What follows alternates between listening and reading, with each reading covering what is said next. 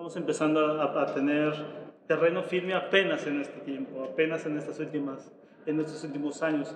Era un trabajo absolutamente que se hacía como Armando lo hizo, porque había que hacerlo, alguien lo tenía que hacer, pero no tenía una preponderancia en ningún sentido. Yo me voy a remitir a mis inicios, sin duda. Yo tomé fotografías desde muy niño, desde adolescente tomé fotografía y me gustó mucho el teatro, me gusta mucho el teatro y la danza. Entonces creo que fue una escuela muy interesante eso de aprender que los fotógrafos cuando estaban tomando fotos de danza o de teatro no tenían que ser protagónicos, no tenían que irrumpir ni interrumpir el hecho propiamente escénico, el hecho emocional, atmosférico de una obra de teatro, de una obra de danza. Yo me defino eminentemente como un retratista. Siempre tiene que haber, acá siempre tiene que haber una persona enfrente de mi cámara para yo sentirme cómodo. Partimos también del hecho de que todo fotógrafo que hace una fotografía es un autor, pero yo lo pongo en este sentido. Hay niveles de autoría. No es lo mismo que tú pactes con un modelo especialmente para tu cámara en un espacio cerrado, una obra, que esto que es una obra colectiva, una obra que hay público. Entonces, sin duda, me corresponde a mí la autoría porque estoy tomando la fotografía, nadie más, pero es una autoría completamente compartida. Yo cuando estudié fotografía en el 94, unos de mis referentes dentro de, de esa parte académica de la fotografía eran curiosamente Lourdes Curvedí y Armand, porque tenía muy claro esta posición que tienen ambos de, quiero usar esta palabra cliché, de transgredir. Yo ya era público de performance, que es algo que lo que siempre hablo. Una de mis ventajas que tengo, si tengo alguna, es que yo fui primero público de performance y después documenté performance.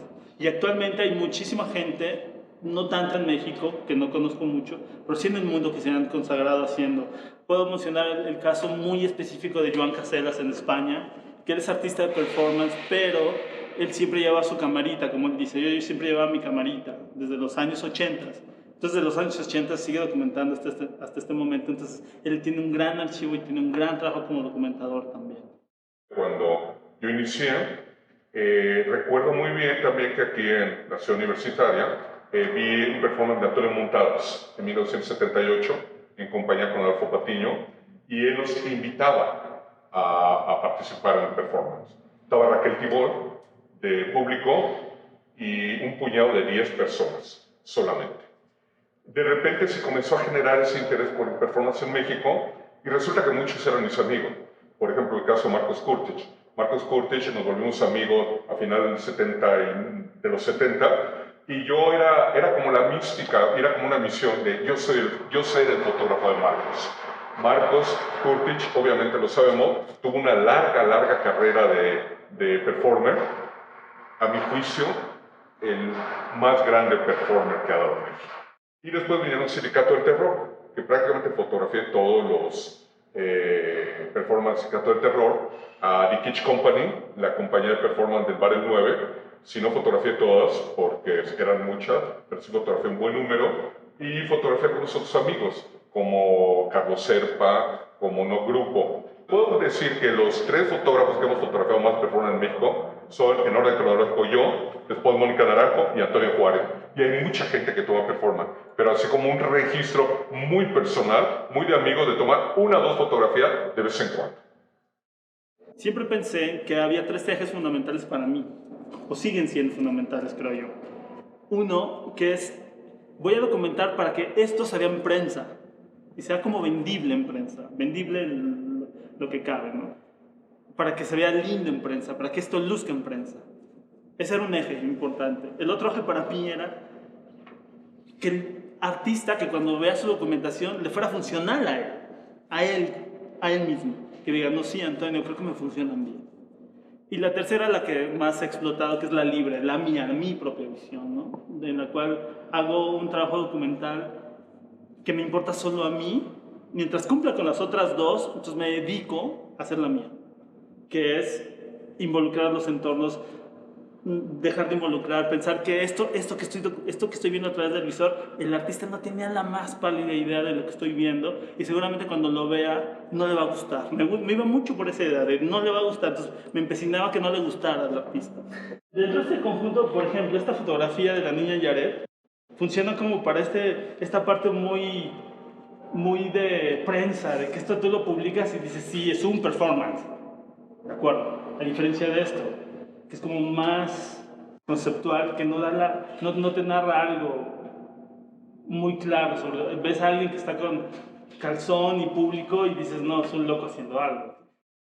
Cuando yo documento performance, o documenté performance, siempre fue guiado por esta gran palabra, documental.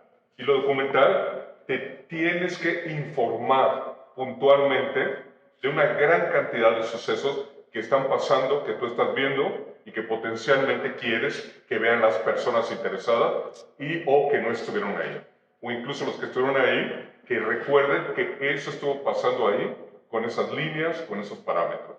Cuando fotografío performance, me ubico mucho como fotógrafo de prensa, en tratar de captar el mayor número de sucesos que pasan en una ejecución y con la mejor estética posible, sin duda. A veces esa estética sí te lo permite el espacio. Hay veces que hay muchas personas y que tienes que usar determinados lentes o acercarte lo más posible para limpiar la escena, como se dice. Por ejemplo, este es en el Bar El 9, el performance Ana del Sindicato del Terror, ejecutado en 1988. Quien conoció el Bar El 9 saben que era un bar muy pequeño y que siempre éramos un tumulto los que estábamos ahí. Bueno, aquí yo me ubico lo más cerca del pequeño proscenio que tenía y finalmente con este asunto de que yo era amigo del grupo, que yo era amigo de todos los que estaban, entonces sí me daban permiso de estar como en muy primera plana.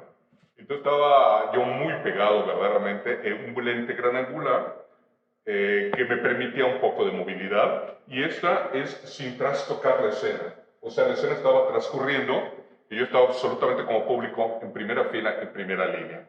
Y bueno, otro momento de mi trabajo también es, por ejemplo, en este caso de un performance de No Grupo en la Galería V de la Facultad de Artes Visuales de Jalapa, Veracruz, en la Universidad Veracruzana, que yo llegué tarde al performance. Tuve que viajar a Jalapa, llegué tarde, ya no alcancé a ver performance. Pero entonces fotografié los resquicios. Ahora sí que los residuos que quedaron. Y aquí tenía toda la facilidad del mundo, ya no había personas, de hacer lo más estético posible resquicios, residuos, estos remanentes que habían quedado, llámese el paisaje después de la batalla. El mercado del arte es una realidad en México desde hace más de un siglo, pero nunca será lo mismo hasta el momento ciertas áreas de las artes visuales versus otras áreas de las artes visuales. Y creo que la documentación fotográfica de performance no se concibe, al menos hasta ahorita, 2019, en México, como un objeto o una pieza artística. No se concibe. Por eso tengo que decir que la mayor parte de documentación que hice performance, muy poca la imprimí. En su momento, muy poca la imprimí. Imprimí 1, 2 fotografías, 3 fotografías, las mejores, las que consideraba mejor, narrativamente, expresivamente, y que se las regalaba a mis amigos. Y eso hasta la invitación del MUAC, del Museo Universitario de Arte Contemporáneo, que sabe que yo fotografié, que me dicen, oye, queremos ver las fotografías. Entonces digo, es que ni siquiera yo las veía, las he visto, lo tengo todo negativo. Entonces fue que preparé una presentación de escanear los negativos en pantalla y fue que Arqueia, del MUAC, me dice, queremos adquirir todo. Y la adquisición por parte de Arqueia fue de impresiones contemporáneas que se hicieron especialmente para este museo, para el acervo de este museo, y que por vez primera yo vi, y que algunos ejecutantes que están vivos están viendo por vez primera. Han pasado exactamente 20 años de mi primer festival de performance que le tomé a un artista inglés y que tristemente me fui a mi casa como muy insatisfecho de que hice un mal trabajo. Y 20 años después, Arqueya lo expone de esta manera como lo hace, con muchas fotografías que había olvidado, pues, sobre todo la parte de Lorena Wolfer yo la tenía absolutamente anulada, no sé por qué. Entonces eso me trajo recuerdos valiosísimos. No me dejarán mentir nadie, era una exposición muy esperada por mucha gente en este país. Y es una exposición que le está generando, está contrariando a mucha gente, pero está emocionando a mucha otra parte de la gente del gremio artístico y de performance en este país.